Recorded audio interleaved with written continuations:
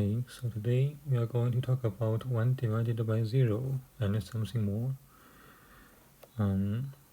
So firstly, I would say the idea of this video is raised by gentleman's theorem, so I advise you to watch her video first. Okay, so mathematically 1 divided by 0 is meaningless.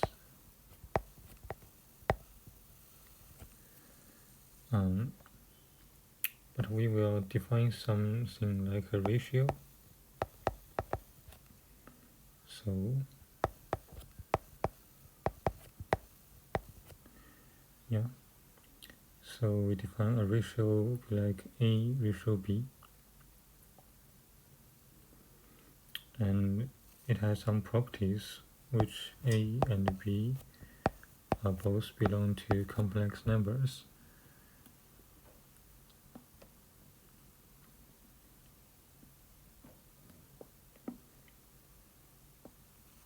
Okay, and the calculation is simply similar to the fractions.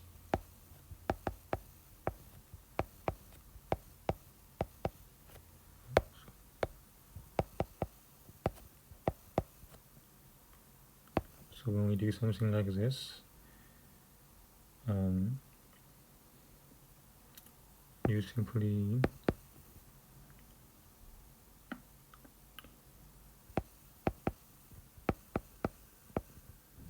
doing this calculation. So when you multiply two ratio,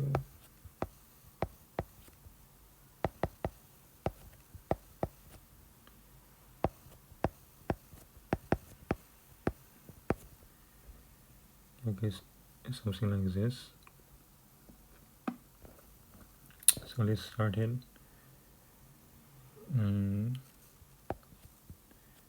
So ratio is some kind of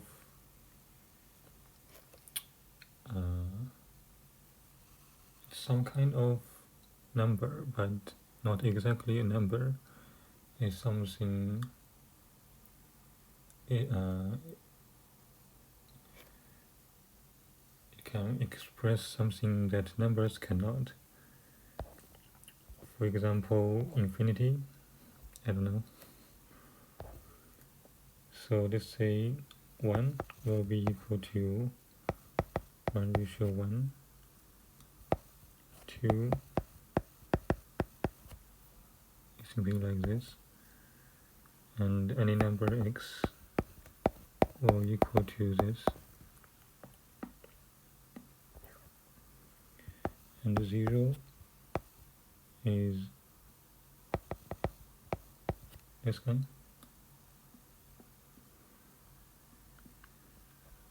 So for a ratio,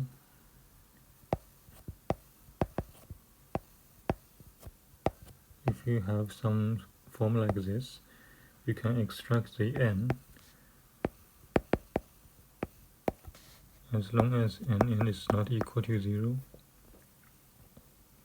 This equation will hold.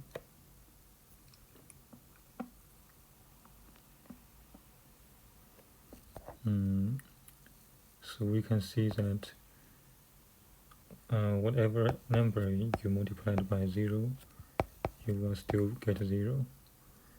So we can define infinity, actually complex infinity, like this. And you can see whatever number multiplied to it, it's still itself. However, complex infinity is not either positive nor negative.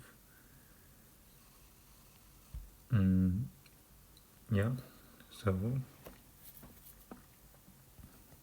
if you have learned some calculus, you will see something like x approach to 0, x approach to 0 plus, x approach to 0 negative, and this means x approach to 0, x2 approach to 0 from the positive side, and x approach to 0 from the negative side correspondingly. And you can think the similar way that the reciprocal of 0 is complex infinity, and those two are correspond to plus infinity and minus infinity. So these four stuff are not numbers, and these two can be thought as some kind of number.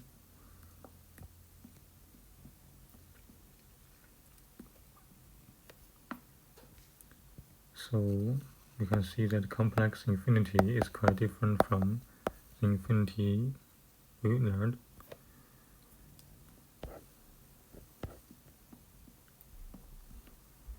Okay, so the second part we will do some calculations.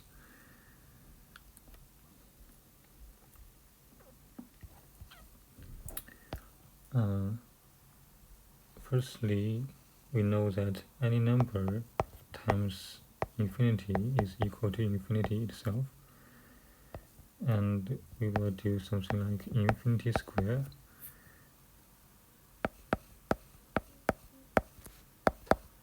is simply still itself.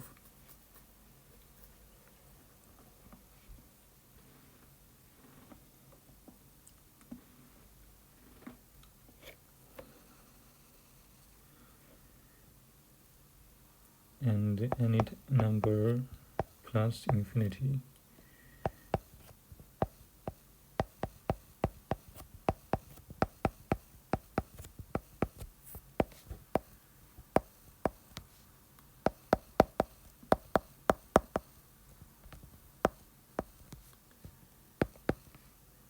will still be infinity itself. That's quite makes sense.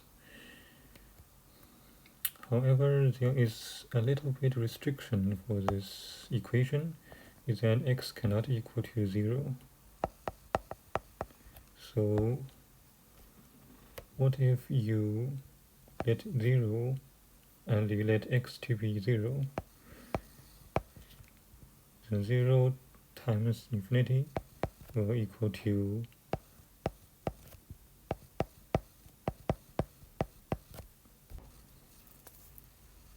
it will be equal to 0 divided by 0, because you cannot do something like this, because 0 divided by 0 is still not allowed. We are just using this ratio stuff to simulate it, pretend we can divide, but actually we cannot.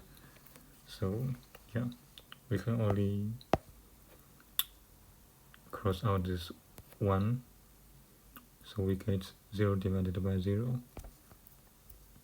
And 0 divided by 0 is undefined.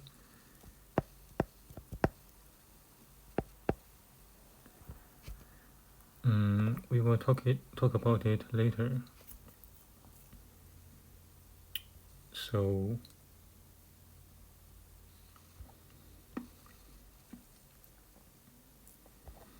what about infinity minus infinity?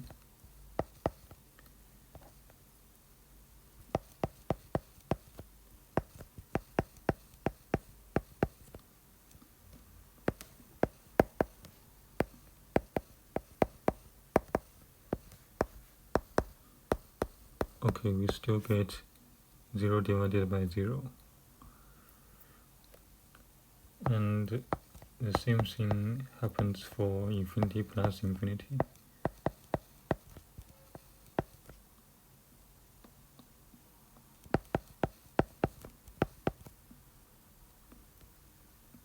Oh, sorry.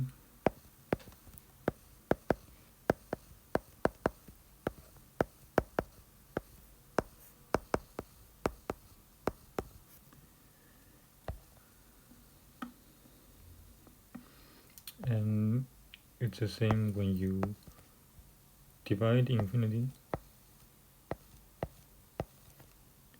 That's the same when you do something like 0 times infinity, because the reciprocal of infinity is simply 0. So how about we give 0 divided by 0 a name? So let's call it phi. Yeah, that's a random letter I picked. So yeah.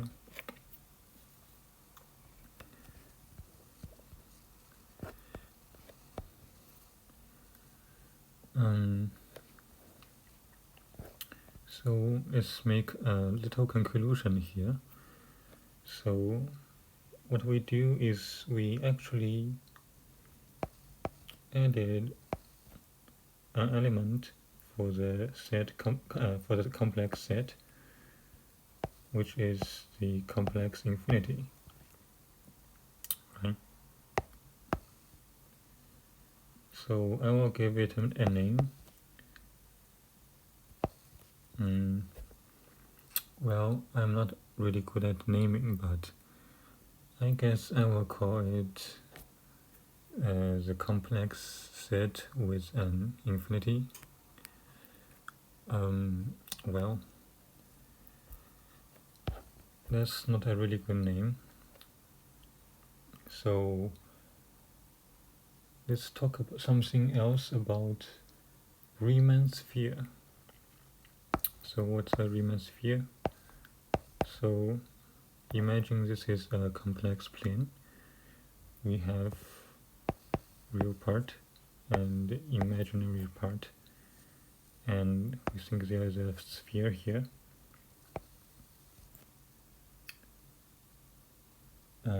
And at this point we will do some shadowing. So if we draw a ray out from this point, it will intersect between the sphere and some point on this plane. So we can actually mapping every point on this complex plane to the sphere. Every point on the sphere represents a point on this complex plane. And this sphere is called the Riemann sphere.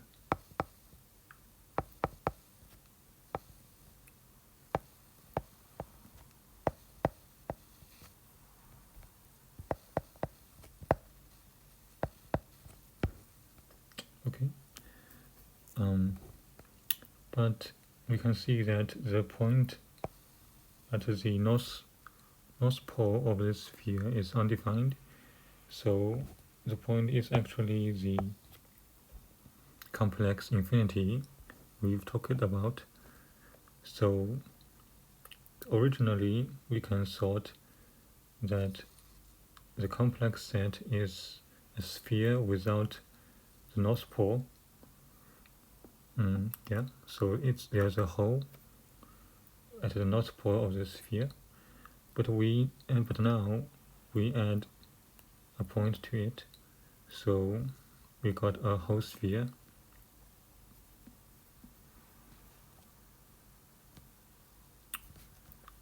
So let's say something like this. This is a complex set, and there are maybe even larger number sets. I don't know what are they, but just larger number sets. So before, without the complex infinity, the set is actually something like this. So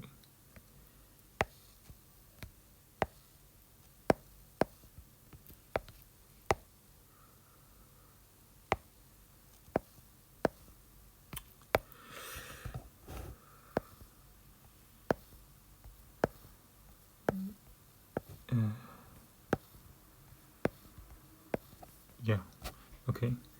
So before, our complex set is something like this. It is incomplete,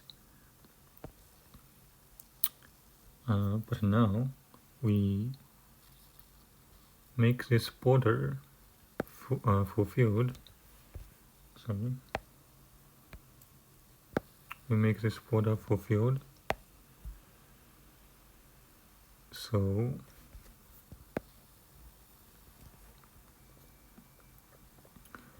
the border can be thought of the complex infinity itself.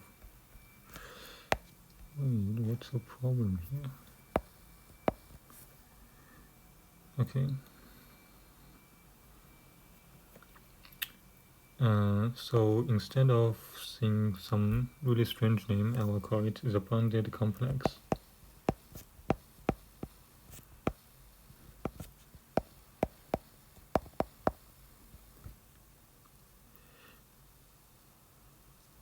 How is it?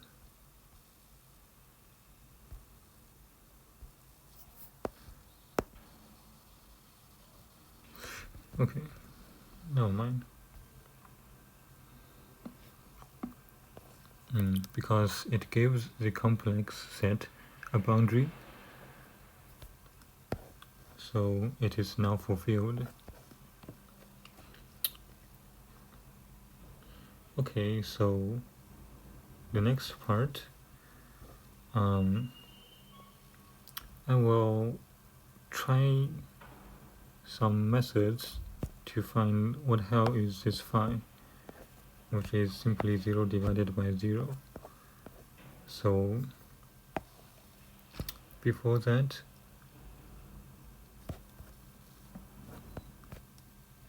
let's see there are 4 questions, which is 0 to the power of 0, 0 to the power of infinity, infinity to the power of infinity, and infinity to the power of 0.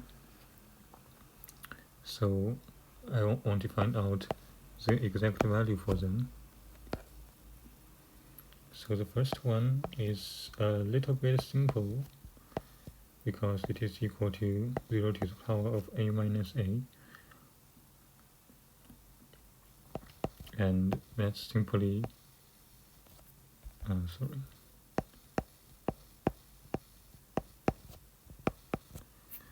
that's simply 0 to 0, which is phi. Okay.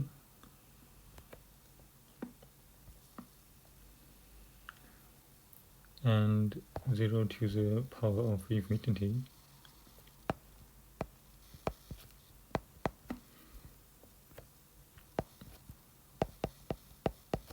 Okay, we cannot quite define it, so considering we have 2 values left to determine, so we will define some functions like y of a, so that's equal to a to the power of infinity.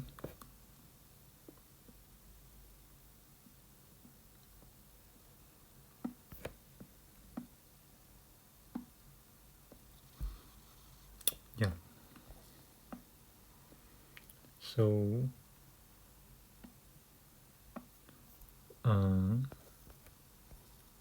can we simply substitute 0 into it to make this, and take a natural logarithm of both sides?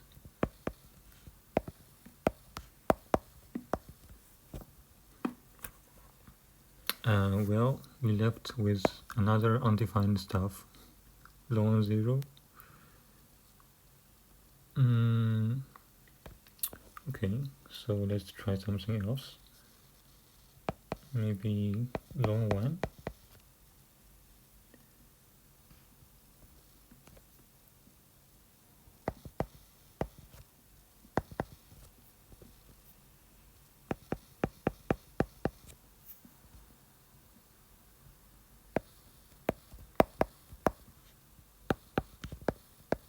Okay, it seems we made something quite unique. That's e to the power of phi. Okay. So what about y2?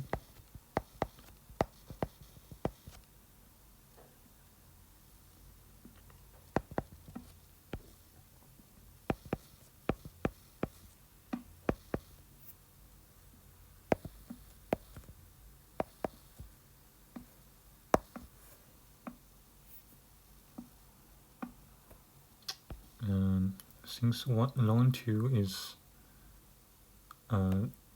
simply a non-zero number, so when it multiplied with the complex infinity, it is still the complex infinity, right?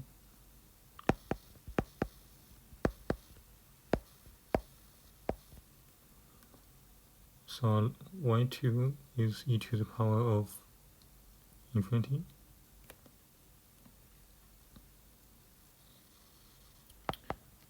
Actually, ya is e to the power of infinity when a is not equal to 0 or 1.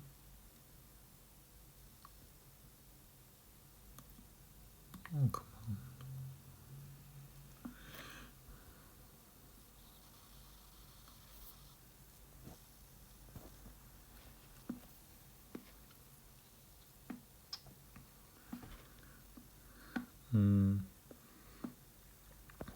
Okay. So it seems that we need to find some way to define this stuff. So remember, when we do calculus, so let's say if we want to find the value dy dx at the point x equal to a,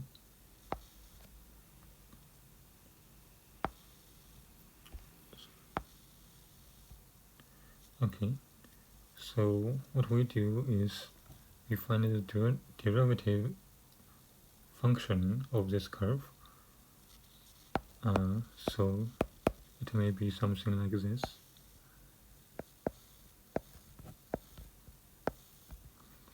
So it appears that when x equal to a, there is a hole. So what we do is that we let x approach to a, we find the limit of this value, so we find the exact value of the derivative, right?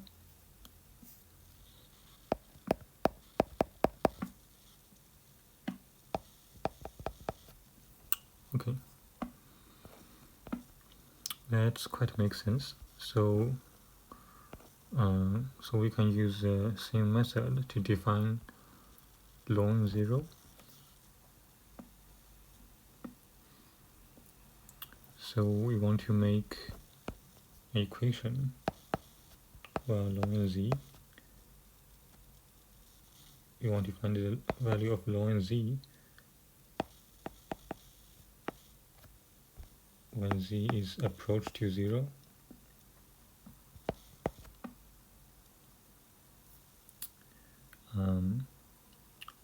However, z here is a complex value,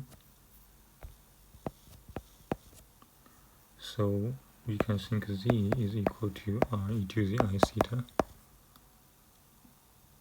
and ln z is simply equal to ln r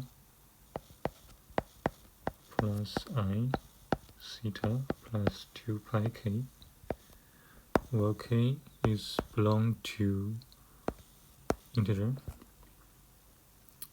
Yeah, because the point is the same point after you rotate 360 degrees on the complex plane, so we just add it in case of any contradictions. So z approach to 0, which means that r is also approaches to 0.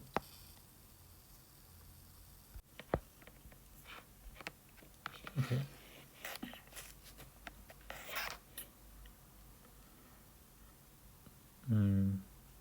Yeah.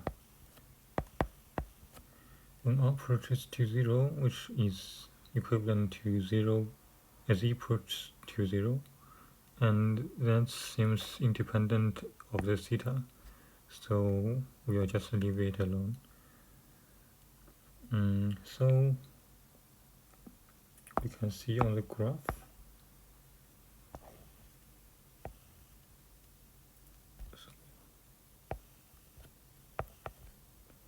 so this is the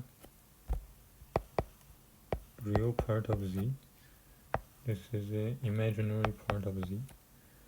So for this function ln, it is defined for every point else except for 0. So we can basically approach from every direction to find out the exact value of it.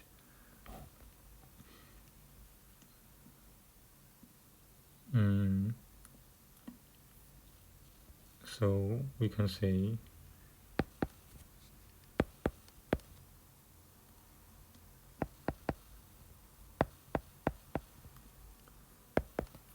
simply equals to the negative infinity,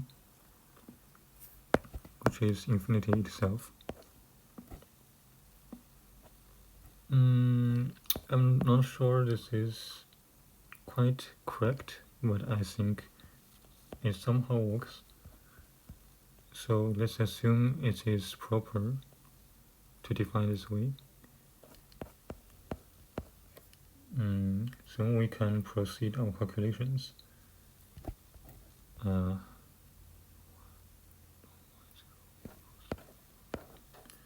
it is ln y0 equals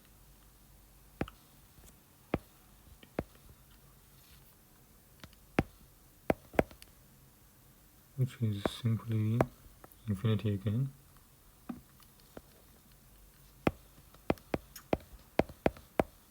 So y0 is simply e to the power of complex infinity. Yeah.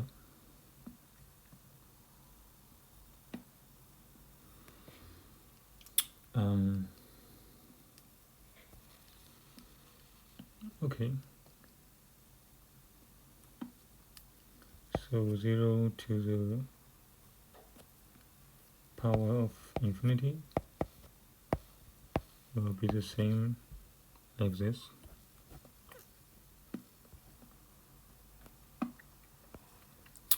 Okay, then we will find out the infinity to the power of infinity. So you simply let a equals to complex infinity. Yeah.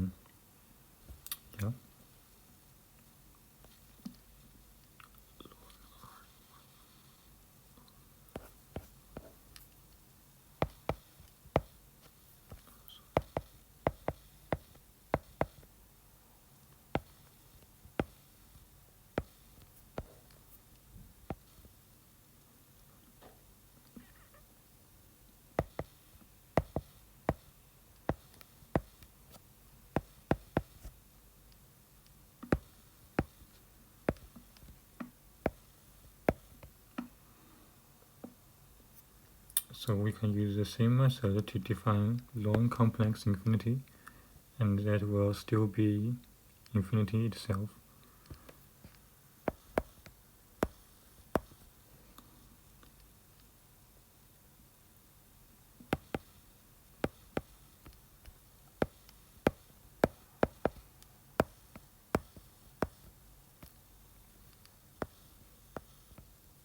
Okay. So finally, infinity to the power of 0.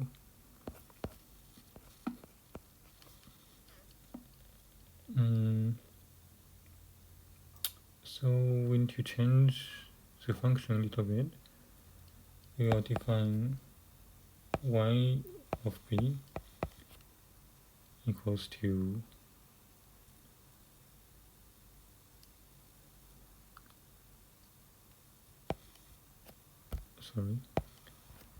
infinity to the power of b.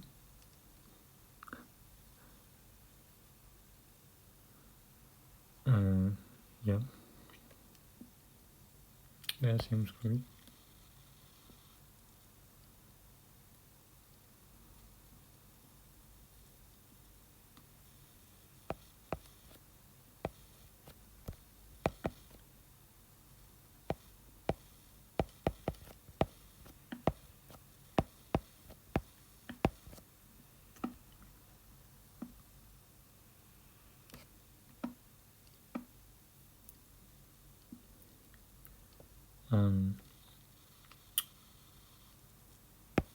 Yeah,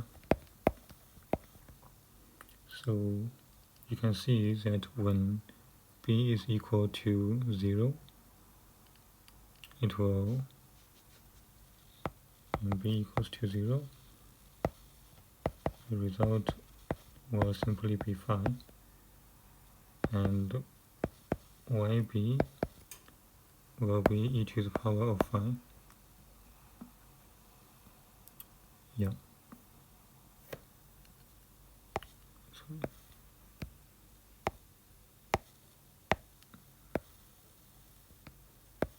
y0.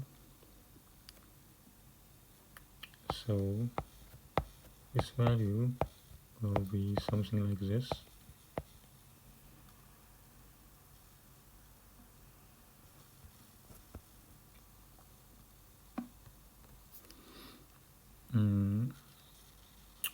This value is different from the phi itself, because it seems that no way you can transfer this to this. But you can basically change the basis. So it will be equal to this.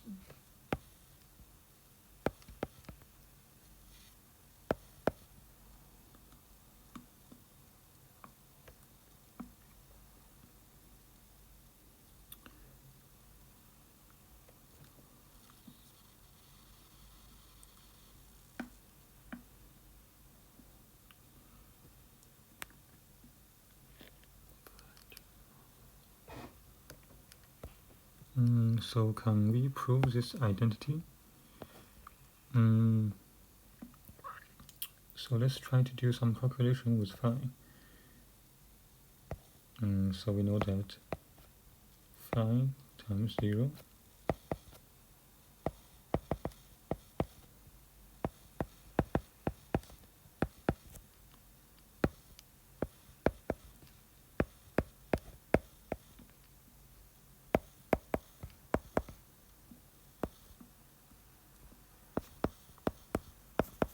will still be phi itself.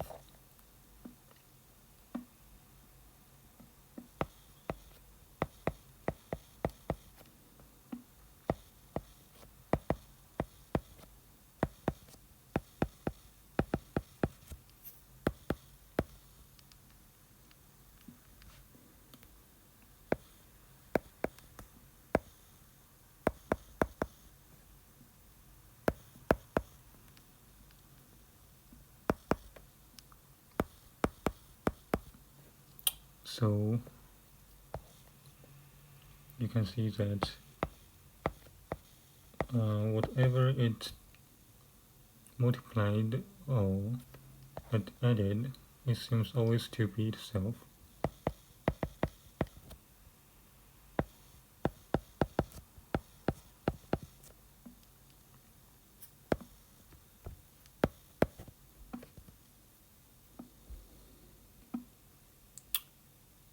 Right?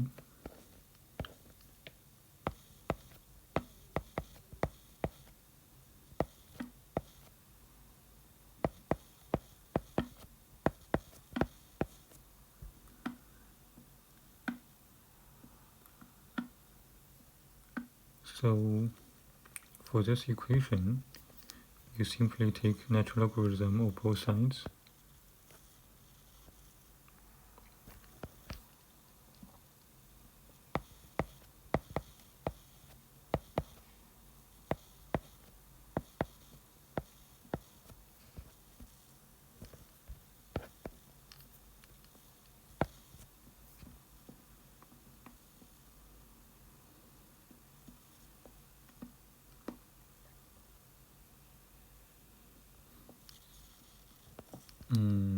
And for phi, whatever you multiplied it, it will still be itself, no matter you multiply by 0, some value x, or infinity.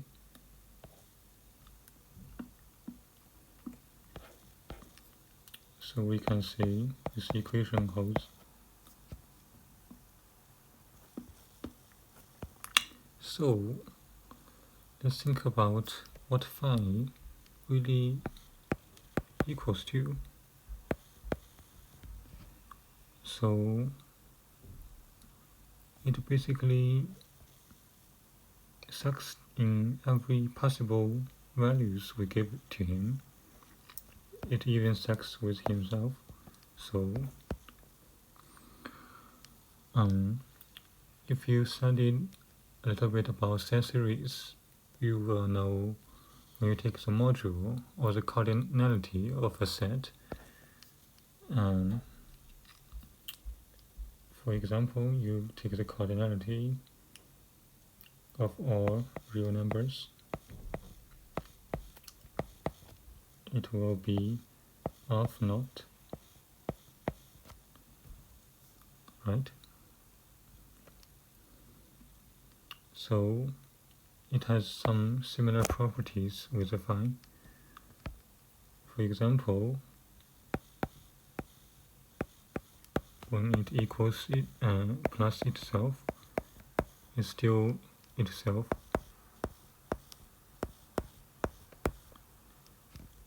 When it's squared, it's still itself. When it minus itself, it's still itself. So it seems that no matter how you do it, it's still itself. But it is different when you do something like this. 2 to the power of aleph naught will be something like this, aleph 1. And aleph naught is the countable infinity, which we so called.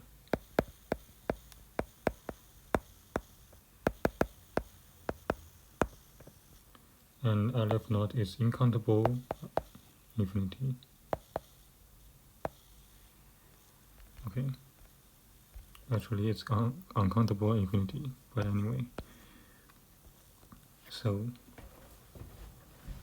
does that mean that phi is equal to aleph naught? Not quite exact,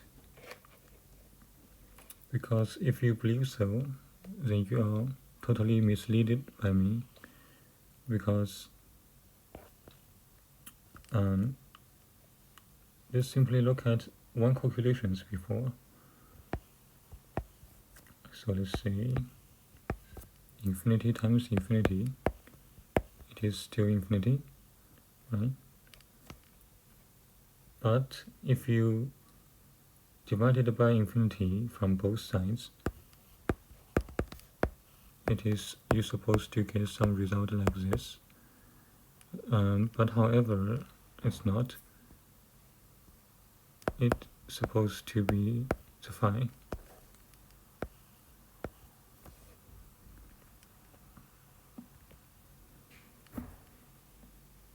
And sometimes 0 times to the power of 0, which we calculated that it is equal to phi here, but sometimes we say it is equal to 1.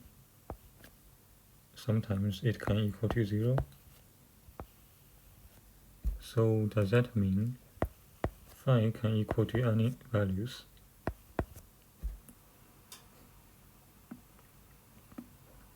and that any value also include is countable infinity.